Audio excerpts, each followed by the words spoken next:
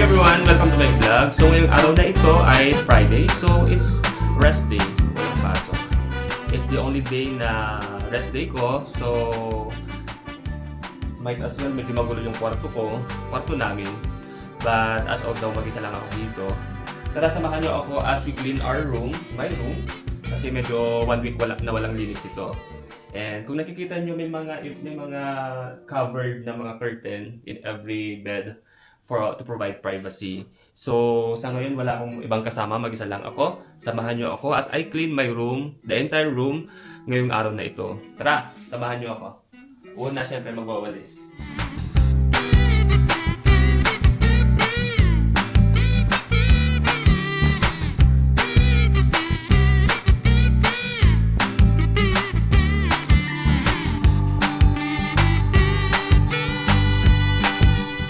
Actually, hindi naman siya makalat. More of, ang dumi lang dito yung mga buhok-buhok at saka konting alikabok. So dito, sa kwarto ko, supposedly, 4 na tao ang mag-i-stay dito. And I requested my company na mag-provide sila ng room para sa akin. Well, hindi naman for special treatment, pero for the longest time, gusto kong makatulog ng maayos. Kaya binigyan nila ako ng isang room. Pero kung may dumating na isang Pilipino, kasi dapat sa isang room pare-pareho ang nationality. Ganito yung itsura niya pag mga walang laman. May unan, may kumot, may balde at saka lagayan ng mga damit. Kakutsyon. So maganda din na may drape or meron siyang pakortina para at least may privacy. So, mayroon na rin silang mga cabinet at saka side tables and some plate and other utensils. Same lang din naman dito. Tapos may syempre split type na AC. I mean, gusto ko sanang bumili ng mga groceries ko, mga gamit ko, personal na mga gamit, pagkain, yung ref ko, laging laman. So, medyo magulo ngayon. Ayusin natin lahat yan. So, itong pinag-iisayan ko is staff accommodation ng company. So, lahat ng mga nandito ay under staff category. So, kung paano yung itsura ng kwarto ko, ganun din yung itsura ng ibang kwarto. Ang next natin gagawin ay magmamap. So, actually dito pinapakita ko lang yung buhay namin or buhay ko as an OFW dito sa Qatar. And paano ako i-treat ng aking company, kung paano nila kami bigyan ng comfortable accommodation. Mayroon kaming tagalinis dito. Kaso, mas prefer ko ako yung nilinis ng sarili kong kwarto. Every Friday yan, kakatok sila para maglinis. Pero ako mas prefer ko yung kwarto ko, linis ko. So, kasi gagamit tayo ng mop at saka ng disinfectant liquid. Which is ang pangmalakasang Dettol. Para mas malinis natin yung sahig natin.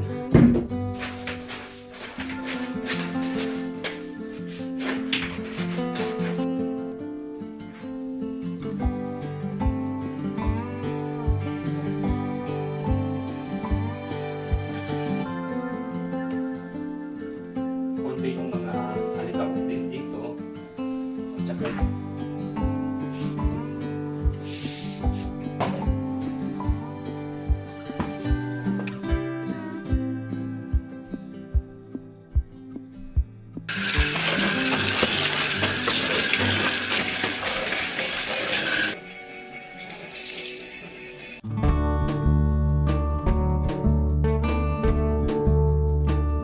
so after that, kailangan natin i-on yung AC para mas mabilis yung pag-dry ng area natin kasi wet siya.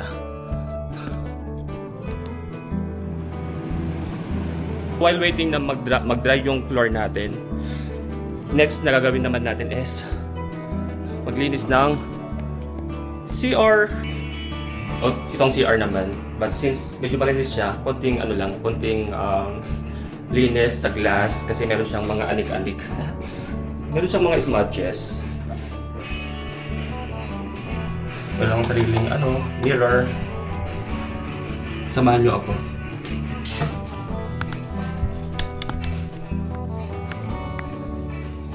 Actually, 8 years na ako dito sa company ko. And itong staff accommodation dito sa Alcor is newly built lang na na building.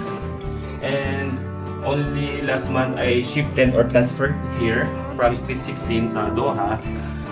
Kasi nalipat nga ako ng clinic. Nag-switch kami ng kasama kong nurse. Ako na yung nag-i-stay or nag-work doon sa Jerry Alsamore or doon as Salal Ali. And might as well, sabi ko, gusto ko rin ng comfortable accommodation. So kahit na malayo yung binabiyahe ko araw-araw, like 30 minutes or to 45 minutes daily, isang one way lang yun. Tapos ipagpasa pa sa uwian. So mas prefer ko naman na magbaranda, maayos yung higaan ko, yung tulugan ko para at least mas makakapagpahinga ako ng maayos. Ayun, binigyan lang ako ng company ko ng magandang accommodation. Might as well, in return, nilinisan ko. Mahina yung natin, good bidet. Hindi kaya sa taas. So, gawan natin ang paraan.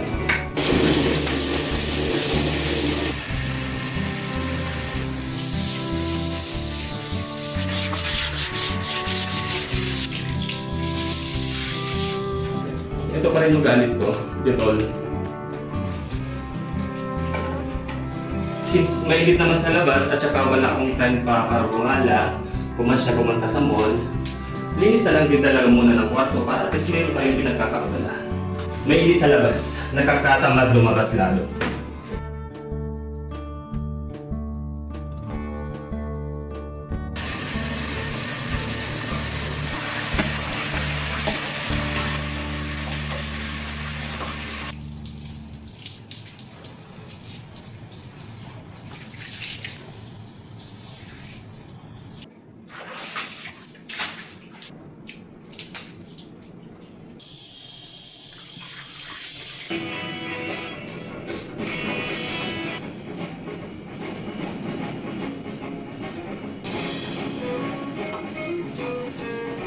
So, ito na siya. Keep it dry. Keep it dry. Hayaan lang natin na matuyo yung area. And at the same time, tuyo na din siya dito. So, next na gagawin natin is maghuhugas ng mga plato. So, pinagkainan lang natin ng lunchtime at saka ng lunchtime breakfast at ng lunch. So, ang inulam ko, kaya ganyan yung kulay niya, is biryani. At nagkape tayo with no sugar. Ang kagandahan din dito sa accommodation namin, I mean dito sa company, provided na rin yung pagkain namin ng breakfast, lunch, and dinner. So, hindi ka talaga siya magugutom.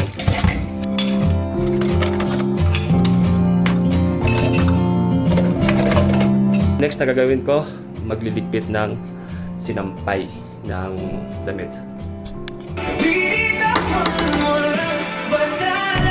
So, para mas bumango yung area natin, yung kwarto natin, mag-i-spray tayo ng air freshener. Bale ko ay lavender at chamomile. Yung scent niya.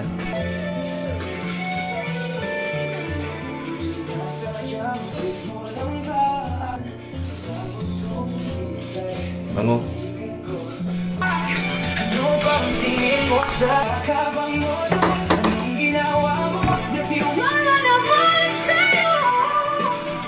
Ayusin natin yung aking nilabhan.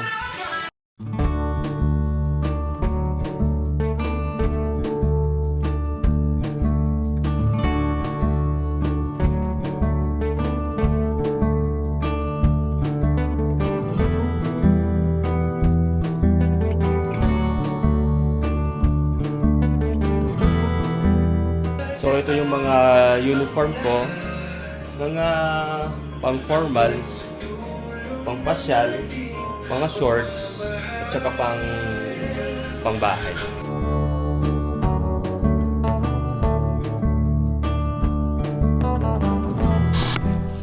So that ends a day in my life as a cleaner. As a cleaner, hindi naglinis lang ako ng kwarto ko, naglinis ng CR, nagayos ng aking mga damit. And yeah, that's it for today. So I spent my day off in cleaning my room, and at the same time, yun yung way ko ng pagpapa-relax sa katawan ko pag Friday. And mahaba pa yung araw, So medyo magpapahinga ng bahagya. And at the same time, mamaya maglaro kami ng badminton. Ipapakita ko sa inyo yung pinaka-highlights na lang ng laro namin.